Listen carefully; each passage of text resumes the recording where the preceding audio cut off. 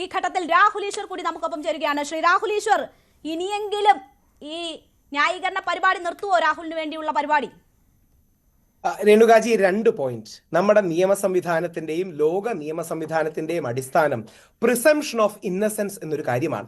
അതായത് A person is Innocent until proved guilty. ഒരു വ്യക്തി കുറ്റക്കാരനാണെന്ന് കോടതി കണ്ടെത്തുന്നത് വരെ ആ വ്യക്തി നിരപരാധിയാണെന്നുള്ളതാണ് ഇന്ത്യൻ നിയമത്തിന്റെയും ലോക നിയമത്തിന്റെയും അടിസ്ഥാനം. അതുകൊണ്ട് നമ്മൾ എന്താ ചെയ്യേണ്ടത്? 2 ദിവസം വെയിറ്റ് ചെയ്താൽ മതി. കോടതിയുടെ ഒബ്സർവേഷൻസ് അടക്കമുള്ള കാര്യങ്ങൾ നമുക്ക് വരും. ഇനി അതിലൊരു തീരുമാനമാകുന്നത് വരെ മിണ്ടാതിരിക്കാം, ഈ വിഷയത്തിൽ അനുകൂലിക്കേണ്ടെന്നൊരു തീരുമാനം എടുക്കാമല്ലോ. അല്ല, ഞാനൊരു പോയിന്റ് പറഞ്ഞോട്ടെ. അതുകൊണ്ട് നമ്മൾ ചെയ്യേണ്ട എന്താ? കോടതിയുടെ നിരീക്ഷണങ്ങൾ വരുന്നത് വരെ വെയിറ്റ് ചെയ്തൂടെ? ആത്യന്തികമായ വിധിയൊന്നും വരണ്ട. കോടതിയുടെ പ്രാഥമിക നിരീക്ഷണങ്ങൾ എന്താണ്? ഉദാഹരണം, കഴിഞ്ഞ 2 കേസുകളിൽ, വിശേഷ 2ാമത്തെ കേസിൽ കോടതി പരാതിക്കുമേൽ സംശയം പ്രകടിപ്പിച്ചു. രാഹുൽ ഈശ്വറിന്റെ അഭിപ്രായമല്ല, കോടതിയുടെ അഭിപ്രായമാണ്. ആദ്യത്തെ പരാതിയിൽ കോടതി പറഞ്ഞു, ലഭ്യമായ വിവരങ്ങൾ പ്രകാരം പീഡനമെന്ന ആരോപണം ഇപ്പോൾ നിലനിൽക്കില്ല. ഇത് രണ്ടുമാണ്. ഓർക്കുക, രാഹുൽ മാങ്കൂട്ടത്തിൽ ആദ്യ കേസിൽ ജാമ്യം നിഷേധിച്ച വനിതാ ജഡ്ജിയുടെ വിധിയാണ്. രാഹുൽ മാങ്കൂട്ടത്തിന് ജാമ്യം നിഷേധിച്ചു, നിർബന്ധിത ഗർഭചിത്രം നിലനിൽക്കുമെന്ന് പറഞ്ഞു. എന്നാൽ കോടതി പറഞ്ഞു പീഡനാരോപണം ഈ അവസരത്തിൽ രാഹുൽ ഇത് ന്യായീകരിക്കാൻ തന്നെയാണോ തീരുമാനം? ഒറ്റ വാക്കിൽ പറഞ്ഞാൽ മതി. രാഹുൽ മാങ്കൂട്ടത്തിൽ എന്ന വ്യക്തിക്ക് വേണ്ടി രാഹുൽ ഈശ്വർ വാദിക്കാൻ തന്നെയാണ് തീരുമാനം അല്ലേ? ഇത് സത്യം പറയുകയല്ല. അല്ല, രാഹുൽ ഈ പറഞ്ഞ ന്യായീകരണം വെച്ചിട്ടാണെങ്കിൽ കോടതി ഇനി ഒരു തീരുമാനമാകുന്നത് വരെ ഞാൻ ന്യായീകരിക്കുന്നില്ല, കാരണം 3 പരാതി വന്നല്ലോ, അതുകൊണ്ട് ന്യായീകരിക്കുന്നില്ല എന്ന് വെക്കാം. ഞാനൊരു കാര്യം ചോദിച്ചോട്ടെ, ഇത് കോടതി വിധി പറഞ്ഞതല്ലേ? നമ്മൾ പ്രൊപ്പഗാൻഡയിൽ പോയിട്ട് കാര്യമുണ്ടോ? രാഹുലിന് അനുകൂലമോ രാഹുലിന് എതിരോ ആയ പ്രൊപ്പഗാൻഡയിൽ പോയിട്ട് കാര്യമുണ്ടോ? ഞാൻ പറഞ്ഞത് ബഹുമാനപ്പെട്ട കോടതിയുടെ റിട്ടൺ വെർഡിക്റ്റിന്റെ ഭാഗമായി വന്ന കാര്യങ്ങളാണ്. എന്ത് വിധി പറഞ്ഞു? ജാമ്യാപേക്ഷ പോലും പരിഗണിച്ചിട്ടില്ല, അറസ്റ്റ് തടഞ്ഞിട്ടല്ലേ ഉള്ളൂ. ആദ്യത്തെ 2 കേസിലെ കാര്യമാണ്. അറസ്റ്റ് ജാമ്യാപേക്ഷ പരിഗണിക്കുന്നത് വരെ തടഞ്ഞിട്ടല്ലേ ഉള്ളൂ. അല്ല, ആദ്യത്തെ 2 കേസുകളിൽ ആദ്യത്തെ കേസിൽ ബഹുമാനപ്പെട്ട കോടതി പറഞ്ഞത് ഇപ്പോൾ ലഭ്യമായ വിവരങ്ങളുടെ അടിസ്ഥാനത്തിൽ പീഡനാരോപണം നിലനിൽക്കില്ല. ഇത് കോടതിയുടെ ഫൈൻഡിംഗ്. വിശദമായ പരിശോധനയൊന്നും അതിൽ നടന്നിട്ടില്ലല്ലോ രാഹുൽ. ഞാൻ ഒറ്റ കാര്യം ചോദിച്ചോളൂ, രാഹുലിന്റെ ന്യായമൊക്കെ എനിക്കറിയാം. ഞാൻ ചോദിച്ചത് രാഹുൽ ഒറ്റ വാക്കിൽ, കുറച്ച് സമയമല്ലേ ഞങ്ങളുടെ കൂടെ ഉള്ളൂ. ഈ 3ാമതൊരു പരാതി വന്ന നിലയ്ക്ക് ഈ വാദിക്കലിന്റെ ശക്തി അല്പം കുറയ്ക്കാൻ പോലും രാഹുൽ തീരുമാനിച്ചിട്ടില്ല. മാഡം, സത്യത്തിന് വേണ്ടിയല്ലേ നമ്മൾ വാദിക്കുന്നത്? എനിക്ക് ഉറപ്പായി പറയാം, രേണുജിയുടെ പരിപാടിയിൽ ഇരുന്ന് ഞാൻ രാഹുൽ മാങ്കൂട്ടത്തിനെ തള്ളിപ്പറയുകയും വിമർശിക്കുകയും ചെയ്യും. നാളെ കോടതി രാഹുലിനെതിരെ ഒബ്സർവേഷൻസ് നടത്തിയാൽ. ഫൈനൽ വിധിയുടെ കാര്യം അല്ല പറയുന്നത്. അതായത് ഈ കേസ് നിലനിൽക്കും, ഈ കേസ് ശക്തമായി നിലനിൽക്കുമെന്ന് കോടതി രാഹുലിനെതിരെ അഡ്വേഴ്സ് കമന്റ്സ് അല്ലെങ്കിൽ ഒബിറ്റർ ഡിക്റ്റ ഒബ്സർവേഷൻസ് പറഞ്ഞു കഴിഞ്ഞാൽ രാഹുലിനെ തള്ളിപ്പറയാൻ നമുക്ക് എന്താ മടി? എന്തുകൊണ്ടാണ് രാഹുൽ ന്യായീകരിക്കുന്നത്? എന്താണ് ഇപ്പോഴും അയാളെ ന്യായീകരിക്കാൻ നിങ്ങളെ പ്രേരിപ്പിക്കുന്ന ഘടകം എന്താണ്? ചോദിച്ചോട്ടെ. അല്ല, എന്താ അറിയാമോ, രേണുകാ മാഡത്തിന് എന്താണ് അയാളെ കരിവാരിത്തേക്കാൻ ആഗ്രഹം? അതിജീവിതമാരുടെ പരാതി കേൾക്കുന്നത് ഏതെങ്കിലും ഒരു സ്ത്രീ വെറുതെ വന്ന് പറയുമോ രാഹുൽ ഇമാതിരി കാര്യങ്ങൾ? രാഹുലിന്റെ വീട്ടിലും അമ്മയും ഭാര്യയും അനിയത്തിമാരും ഒക്കെ ഉണ്ടാവും. താങ്കളുടെ വീട്ടിലും അച്ഛനും സഹോദരനും ഇല്ലേ? താങ്കളുടെ വീട്ടിലും അച്ഛനും സഹോദരനും ഇല്ലേ? ഏതെങ്കിലും ഒരു സ്ത്രീ ഇങ്ങനെ വന്ന് താങ്കളുടെ വീട്ടിലും അച്ഛനും സഹോദരനും മകനും ഇല്ലേ? പറയുമോ? അപ്പൊ ഏതെങ്കിലും അച്ഛനെ സഹോദരനെ അങ്ങനെ വ്യാജ പരാതി കുടിക്കാൻ താങ്കൾ ഓക്കെ ആണോ? വൈകാരിക ഡ്രാമ ശരിയാണെന്ന് പരാതിയാണെന്ന് ആര് പറഞ്ഞു? കോടതി പറയട്ടെ. പരാതി ഞാൻ ചോദിക്കുന്നത്, ഏതെങ്കിലും ഒരു സ്ത്രീ ഒരാവശ്യം ഇല്ലാണ്ട് വെറുതെ വന്ന് ഇങ്ങനെ ഒരു കാര്യം പറയുമോ? അവരുടെ വയറ്റിലുണ്ടായ ഭ്രൂണം ആരുടേതാണെന്ന് DNA പരിശോധനയുണ്ട്. ഇനി അത് വന്നാലും കോടതി പറയട്ടെന്ന് രാഹുൽ പറയുമെന്ന് എനിക്ക് അറിയത്തില്ല. ശരി, അങ്ങനെ ഒരു കാര്യവുമില്ലാതെ വർഷങ്ങളോളം നമ്മൾ വേട്ടയാടിയ ഒരാളാണ് ശ്രീ ഉമ്മൻചാണ്ടി. ആ ഉമ്മൻചാണ്ടി പീഡകനാണെന്ന് അഭിപ്രായമുണ്ടോ? ഈ ചർച്ചയിൽ ഉന്നയിക്കണമെങ്കിൽ നാണം വേണമല്ലോ രാഹുലെ, നാണം. അതെന്തിനാ ഉമ്മൻചാണ്ടിയുടെ പേര് ഉന്നയിക്കാൻ നാണം വേണമെന്ന് ഞാൻ രേണുകാജിയോട് ചോദിച്ചോട്ടെ. രേണുകാജി ഉമ്മൻചാണ്ടിയെ സപ്പോർട്ട് ചെയ്തിരുന്നു? നോക്കൂ രാഹുൽ, രേണുകാജി ഉമ്മൻചാണ്ടിയെ വേട്ടയാടിയപ്പോൾ ഉമ്മൻചാണ്ടിയെ സപ്പോർട്ട് ചെയ്തിരുന്നു? ഒരു കുട്ടികളെ വയറ്റിലുണ്ടാക്കി ഗർഭചിത്രം വരുത്തുന്നതിന് തെളിവില്ല എന്ന് പറഞ്ഞവരാണ്. ഇപ്പോൾ തെളിവ് ഉൾപ്പെടെയാണ് പരാതി നൽകിയിരിക്കുന്നത്. തെളിവുണ്ടെന്ന് വാലിഡേറ്റ് ചെയ്യേണ്ടത് കോടതിയല്ലേ? എന്തായാലും കോടതിയുടെ തീരുമാനം വരെ എനിക്ക് കാത്തിരിക്കേണ്ടി വരില്ല. കാരണം ഒരു സ്ത്രീയും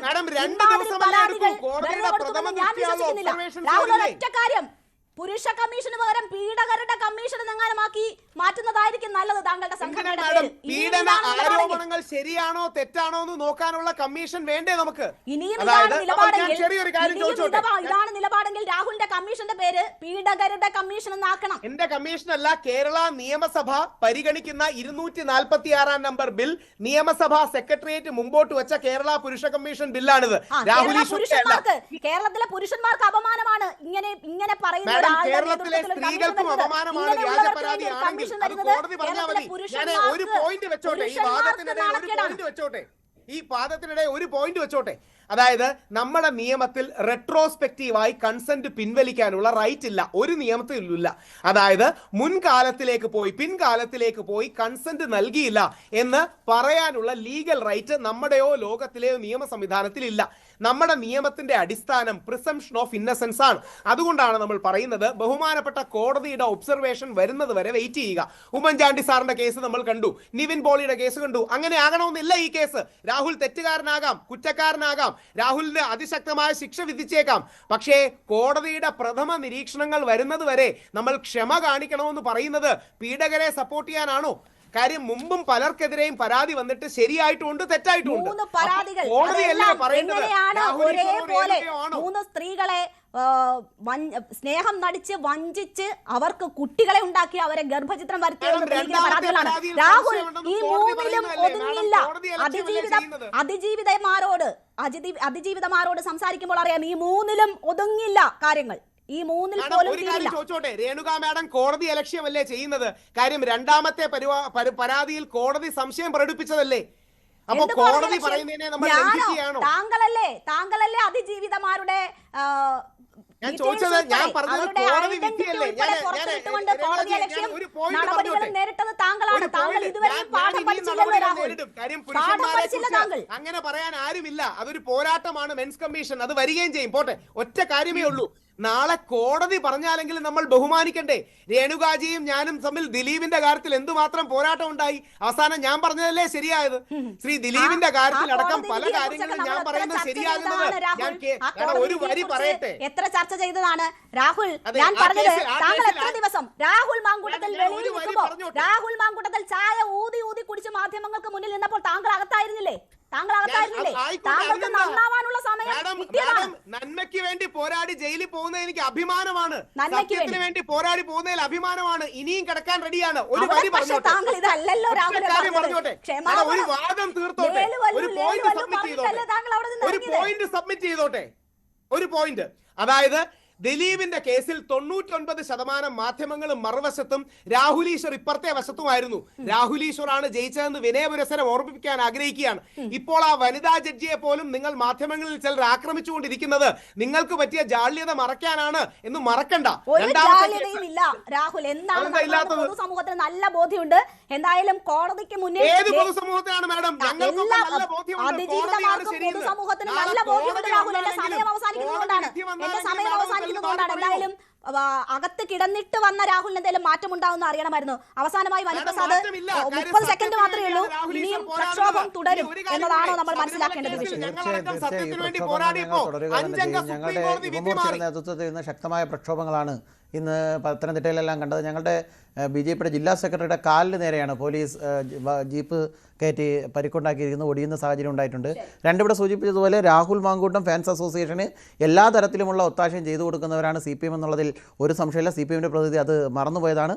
നിങ്ങൾ ഇന്ത്യ സഖ്യമായി ഒരുമിച്ച് നിന്നുകൊണ്ട് ഈ നാടിനെ തകർക്കാനുള്ള പരിശ്രമം നടത്തുന്നു. രാഹുൽ മാങ്കൂട്ടത്തെ സംരക്ഷിക്കാനുള്ള പരിശ്രമം നടത്തിയത് ആര് എന്ന ചോദ്യത്തിന് ഉത്തരം അത് CPM എന്ന് പൊതുസമൂഹം മനസ്സിലാക്കുന്ന സാഹചര്യം ഉണ്ടായിട്ടുണ്ട്. കൂടുതൽ വാർത്തകൾക്ക് news 18 Keralam YouTube channel subscribe ചെയ്യുക.